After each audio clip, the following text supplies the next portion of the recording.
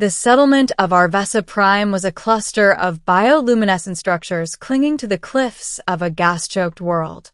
Mist swirled perpetually across the jagged terrain, giving the colony a dreamlike quality. Yet, within its beauty lay deep-seated prejudice. Among the colonists, one figure drew whispers, sideways glances, and open scorn. Leora, an alien outcast. Leora's species, the Itheri, had skin that shimmered in liquid colors, shifting with their emotions, and eyes that reflected the faint constellations above. But a scandal decades ago had branded her as a pariah.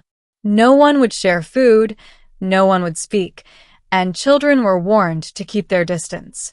She existed at the edge of society, isolated, even when in plain sight. She moved through the colony like a ghost, silent, careful, observing. Every day brought the same routine: gathering supplies, repairing biostructures, tending the flora that provided oxygen for the settlement. Alone, she was meticulous, efficient, and patient. But loneliness clawed at her like a constant companion. Then came the humans.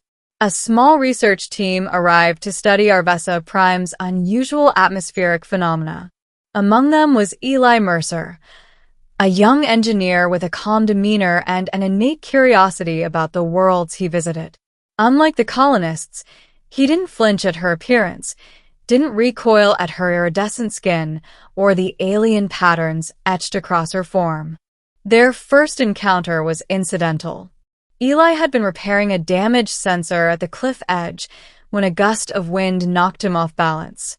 Leora, who had been observing from the mist, reacted instinctively.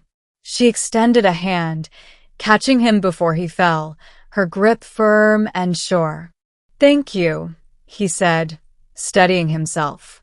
His eyes met hers, and for the first time in decades, Leora felt the curious warmth of acknowledgement rather than fear. "You should be more careful," she replied, her voice soft but confident. Eli smiled. "And you should stop lurking in the shadows. There's a whole world out here, not just the edge of a colony." Over the following days, Eli sought her out. Not out of pity, not out of fascination, but out of genuine interest. He asked questions, listened to her explanations of the planet's ecosystems, and even learned the basics of her language. Leora, cautiously, began to respond in kind. She had spent years teaching herself to observe humans, but no one had attempted to understand her in return. Other colonists noticed. Whispers started anew, now with a mixture of suspicion and incredulity. "The human talks to her," they murmured. "Doesn't he know what she is?" But Eli didn't care. One evening, as the twin moons rose over the cliffs, he extended his hand. "Walk with me," he said simply. Leora hesitated, old fears, old shame. But then, slowly, she placed her hand in his. It was a small act, yet it felt monumental. As their fingers intertwined, the colony seemed to shrink around her, the invisible walls of isolation dissolving. Their bond grew quietly but steadily. They explored the cliffs, the hidden groves, and the luminous caverns together. Eli's presence was a constant reassurance, a shield against the whispering crowds. Leora's colors shifted with ease, reflecting calm, curiosity, even joy. But not all welcomed this change. One night, the colony council summoned Eli. The elders demanded he cease contact with the outcast, warning that her presence endangered his research and their fragile human-alien relations. "I cannot," he said simply.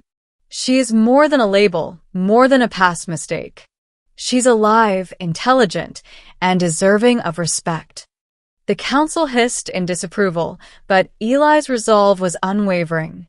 Leora, watching from the shadows, felt something unfamiliar: hope. Weeks passed, and an unexpected crisis cemented their connection.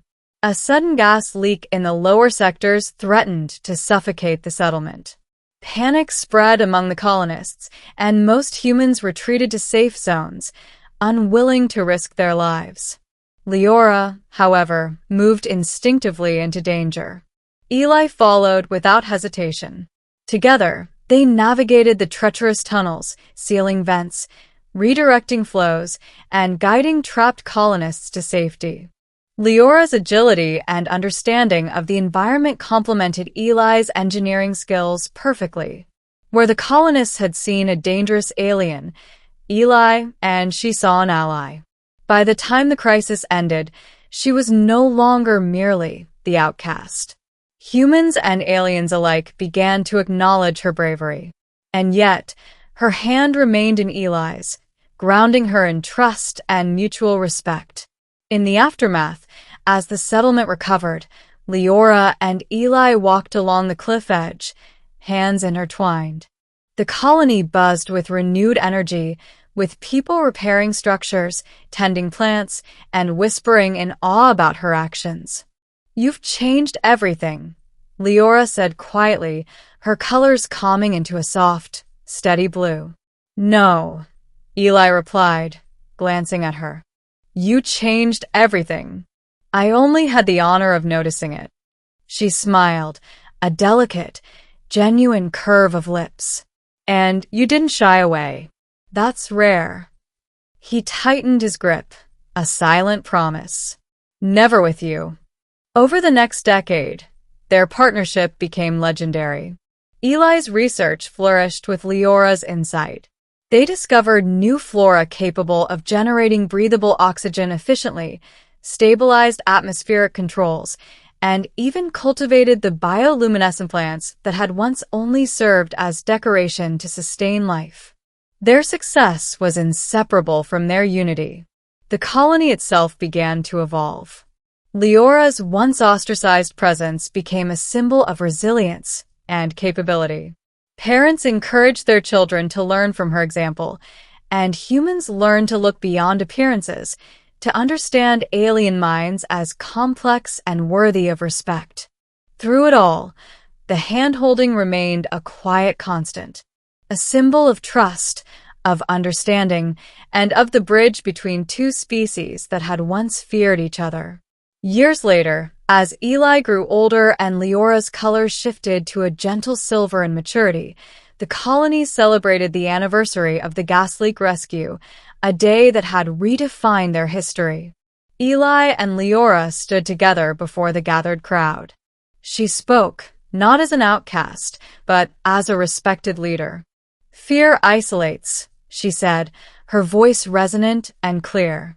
"But courage and trust builds bridges."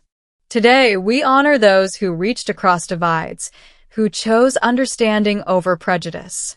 And we remember that one small hand, offered in trust, can change everything. Eli glanced at her, and they squeezed hands gently.